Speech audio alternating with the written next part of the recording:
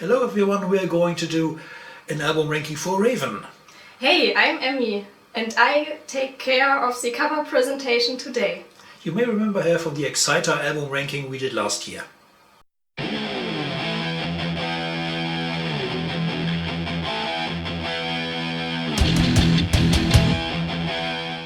After 3 legendary albums with Need and a live album on Megaforce, Raven had signed with Atlantic Records, whose biggest selling metal band were Twisted Sister at the time, who had credits for makeup artists and costume designers.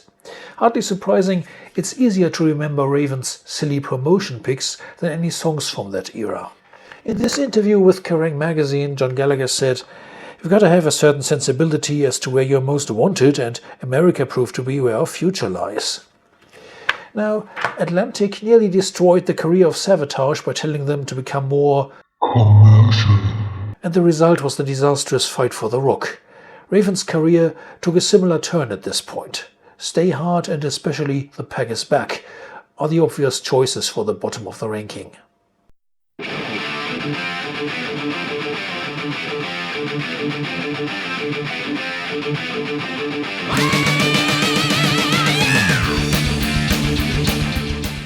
The mid-90s were that difficult time for 80s metal band struggling to survive against modern, trendy influences. Raven slowed things down a bit and experimented with more melancholic material. As a result, a song like So Close is definitely grunge compatible, whether they wanted that or not. For some strange reason, this album did so well in Japan that the following live album Destroy All Monsters was made there.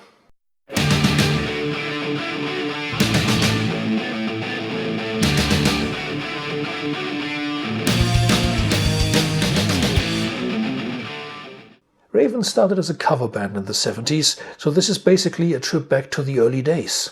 I love the rendition of Deep Purple's Fireball. It's not easy to do justice to Ian Gillan's vocals and Ritchie Blackmore's guitar. Party Killers is fun, but like most cover albums, not an essential item. The song selection was too predictable. Sweet, Slade, Thin Lizzy, the usual suspects.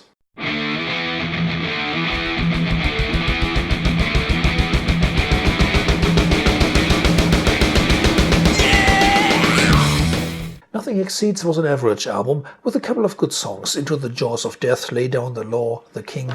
The band, joined by new drummer Joe Hasselwander, wasn't too happy about it because it felt so cheaply produced after the big budgets they had gotten for the previous albums. They left Combat Records after only this one album.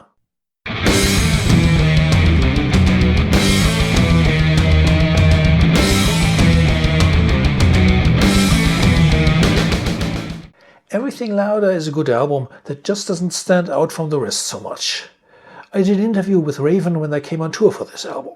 You can watch that on my channel, but don't expect too much because it survived only in poor quality on VHS tape. Anyway, I can testify that talking to these three is always enjoyable.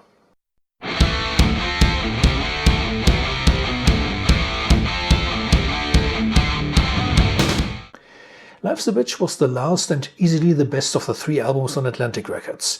In another interview with Kerrang! Magazine, John Gallagher said, "Atlantic had their chance with Stay Hard and that type of music didn't work out for us.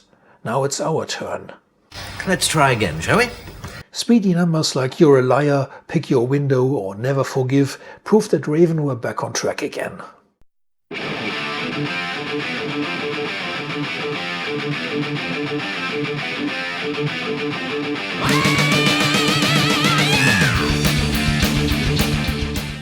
Raven hadn't released any new studio albums for 10 years when Walk Through Fire was finally put out in 2010. They had gone through difficult times with injuries and personal losses.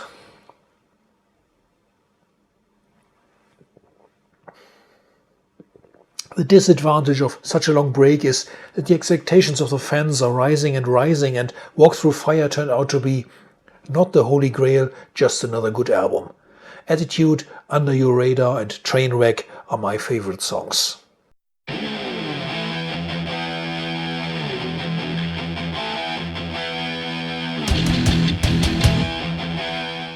One for All isn't simply All for One Part 2, but it surely is more melodic, old school, or shall I say Judas Priesty than most albums in between. Tracks like Get Your Motor Running are hilarious.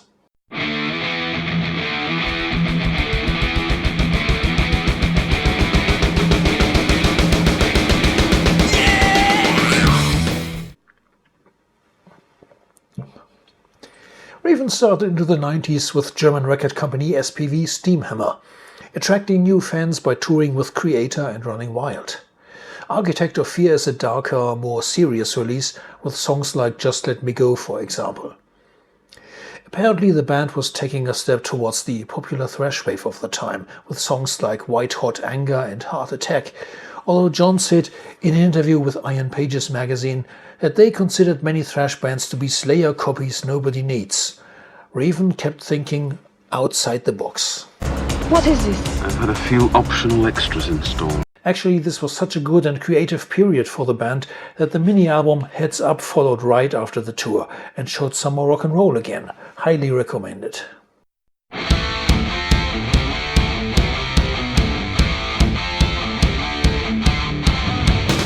The latest studio album from 2020 features new drummer Mike, who brings some fresh blood to the band. Break or Cybertron, for example, expand the familiar Raven style by another notch. Battle Scarred is a great sing-along number. The comic book design is great too, especially since several other records had a rather poor artwork. Metal City is an album without any weaknesses.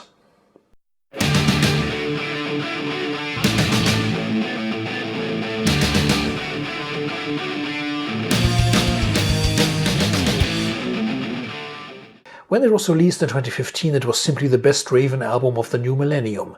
Yes, it is fairly long with 15 tracks over 4 sides of vinyl, but it never feels like there are too many fillers. Destroy All Monsters, Fight and Fire Burns Within are my faves. There's some of the heaviest stuff ever, like Scream or One More Day, followed by the AC/DC tribute Thunder Down Under and the creepy River of No Return. What's not to like?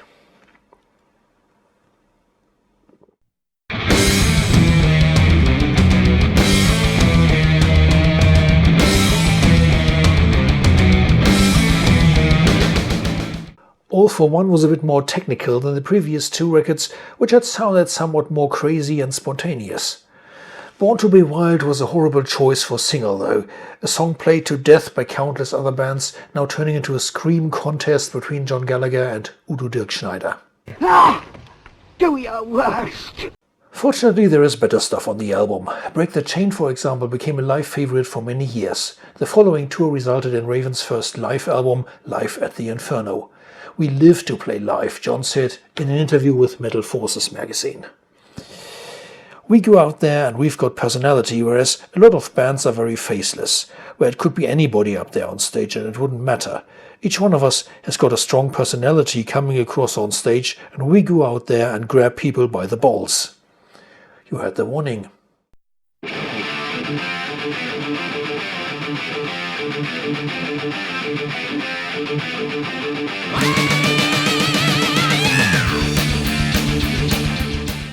In theory, the 5th album of a band should always be better than their first. They gained several years of technical experience since their first studio visit, toured a lot, and get a bigger budget for their 5th album because they're not unknown anymore. In reality, however, the debuts of many bands blow later releases out of the water. Not always, but oftentimes. The debut has one big advantage, and that is that many of its songs were already played live before they got recorded. Songs which didn't work live were dropped from the list before the band entered the studio.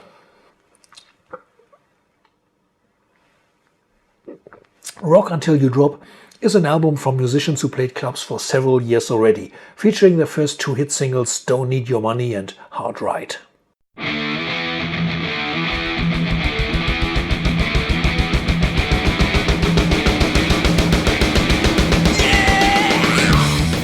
The perfect sequel.